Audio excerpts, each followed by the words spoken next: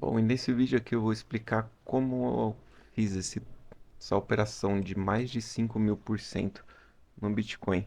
Então, peguei parte do meu capital que estava travado em hold e passei para o futuros inverso. Então, aqui estava atuando com meus Bitcoins de hold e o meu preço de entrada nesse trade não foi em 38.800, foi em 25. Eu já vou explicar para vocês, e meu preço de saída foi em 59 e também vou explicar para vocês o porquê que eu saí desse trade. Então, o que aconteceu? Mais ou menos em julho, eu vi que estava formando essa cunha, então adicionei posição no Bitcoin aqui de entrada, então peguei parte do meu capital de hold e adicionei aqui e fui escalando ordens. À medida que o preço foi caindo, fui escalando ordens de compra e eu visualizei que a gente poderia estar formando um ombro, cabeça e ombro aqui nessa cunha descendente. Então, como eu já estava aqui em mais ou menos 25 mil, então como poderia acontecer essa reversão aqui de um ombro, cabeça e ombro, então aqui eu já realizei 25% do capital que eu entrei no trade e adicionei meu stop loss aqui para tomar menos risco na posição. Acabou dele rompendo a resistência e seguiu para cima. Então adicionei o meu stop que estava aqui, eu adicionei para cá porque já formou uma nova resistência, um novo suporte. Então, meu ponto de entrada depois desse trade foi aqui, meu ponto de entrada. Por quê? Eu vi que tinha essa cunha, então ele poderia perder essa cunha ascendente. Se ele perdesse essa cunha ascendente, ele ia perder tendência e ia buscar por um tempo gráfico talvez um pouquinho maior. Então, nisso eu fui escalando ordens à medida que o preço foi caindo, no tempo gráfico de 4 horas. Tempo gráfico de 4 horas, ele estava buscando por uma base de preço, tanto é que ele fez um pivô de baixa aqui. E assim que ele formou esse pivô de baixa, eu já fui escalando ordens aqui de compra. Então saí do meu preço de entrada de 25 mil e entrei em 38.800.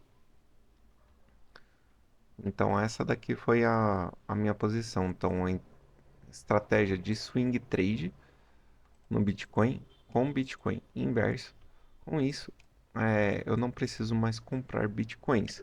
Eu vou utilizando os Bitcoins que eu já tenho e vou ganhando mais Bitcoins conforme os trades que eu vou fazendo. Então, minha, meu ponto de entrada saiu de 25 e passou para cá. E à medida que o preço foi subindo, eu fui subindo meu stop loss para cima para ser estopado caso o preço ele reverta.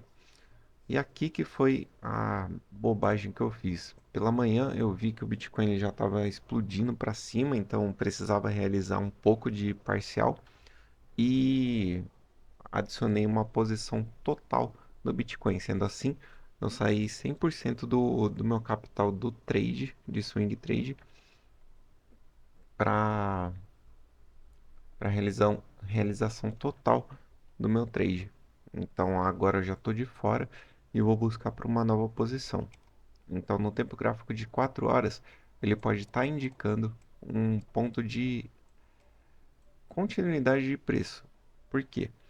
Mas assim que a gente já teve esse novo pivô de baixa aqui com um grande candle e um grande volume de queda, a gente não teve nenhuma continuidade depois.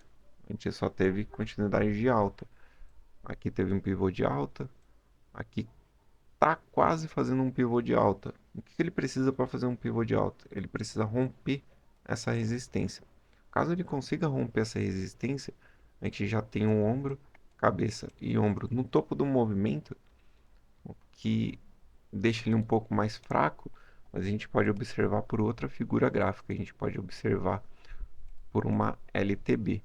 Se a gente romper essa LTB, O Bitcoin ele pode fazer esse tipo de movimento. Rompeu o LTB, retestou a LTB e continuidade de alta.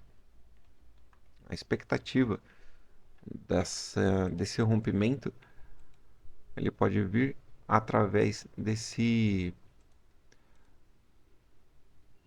Fibonacci. Então a gente já tem a região demarcada aqui em 76,61% de Fibonacci, que está projetando para a gente atingir mais ou menos 74.700.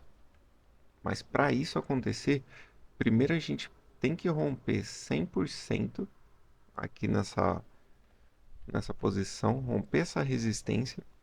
Assim que romper, demonstrar um candle de força. Candle de força é basicamente isso aqui. É um candle de força com sem pavio, é só um candle mesmo, sem nenhum pavio para cima, sem nenhum pavio para baixo, um candle de força rompendo e com volume.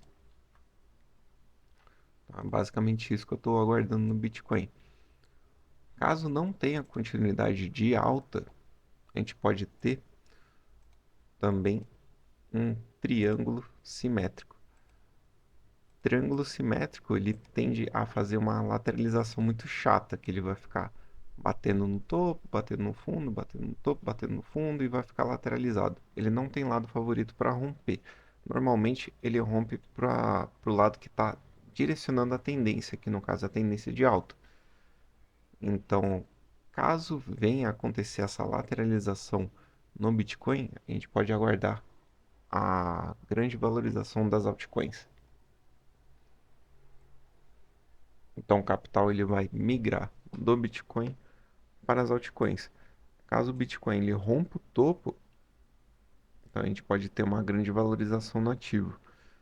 Então, atualmente eu estou posicionado aqui em 58, deixa eu ver aqui, 58 ou 59 por aí.